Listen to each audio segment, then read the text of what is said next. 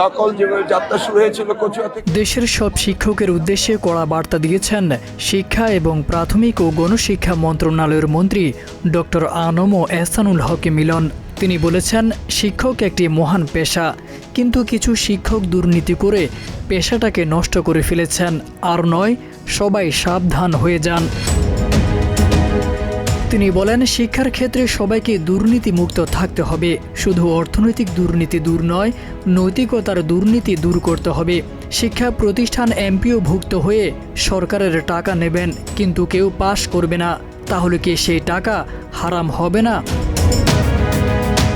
শহীদ দিবস ও আন্তর্জাতিক মাতৃভাষা দিবস উপলক্ষে 21শে ফেব্রুয়ারি ঢাকার প্রাথমিক শিক্ষক প্রশিক্ষণ ইনস্টিটিউটে এক আলোচনা সভায় প্রধান অতিথির বক্তব্যে তিনি এসব কথা বলেন।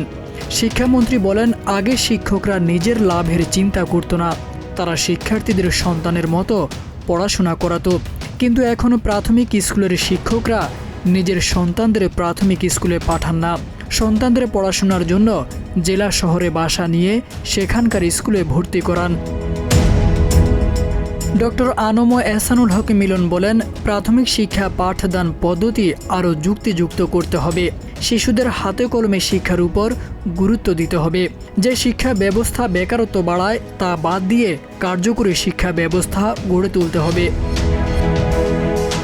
তারেক আজিজ খান, প্রজন্ম 24।